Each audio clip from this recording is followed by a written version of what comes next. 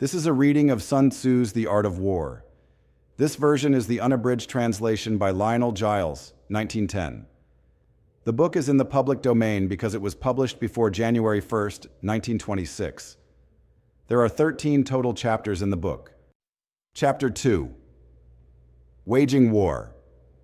Sun Tzu said, "In the operations of war, where there are in the field 1,000 swift chariots, as many heavy chariots, and 100,000 mail-clad soldiers, with provisions enough to carry them 1,000 li, a very long distance.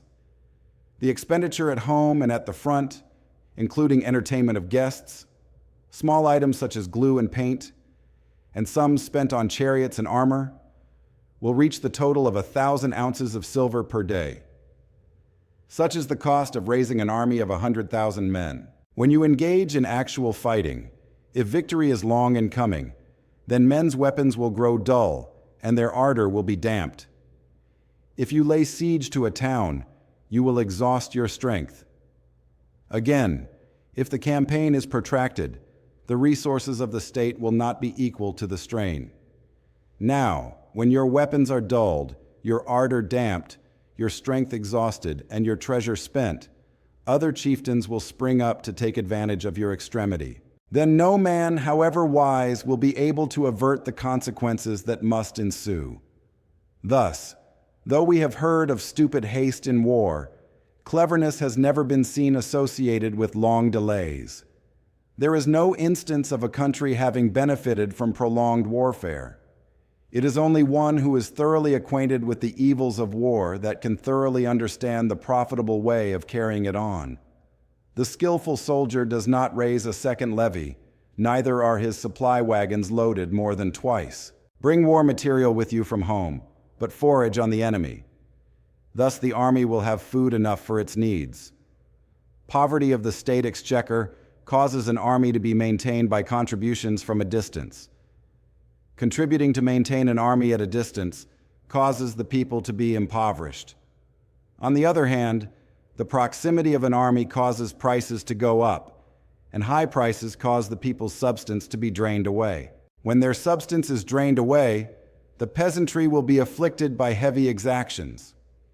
With this loss of substance and exhaustion of strength, the homes of the people will be stripped bare, and 3/10 of their income will be dissipated. While government expenses for broken chariots, worn-out horses, breastplates and helmets, bows and arrows, spears and shields, protective mantles, draft oxen and heavy wagons will amount to 4/10 of its total revenue. Hence a wise general makes a point of foraging on the enemy. One cartload of the enemy's provisions is equivalent to 20 of one's own, and likewise a single pecule, 133 pounds or shoulder load, of his provender is equivalent to 20 from one's own store. Now, in order to kill the enemy, our men must be roused to anger. That there may be advantage from defeating the enemy, they must have their rewards. Therefore, in chariot fighting, when 10 or more chariots have been taken, those should be rewarded who took the first. Our own flags should be substituted for those of the enemy, and the chariots mingled and used in conjunction with ours. The captured soldiers should be kindly treated and kept. This is called using the conquered foe to augment one's own strength. In war, then, let your great object be victory, not lengthy campaigns. Thus it may be known that the leader of armies is the arbiter of the people's fate, the man on whom it depends whether the nation shall be in peace or in peril.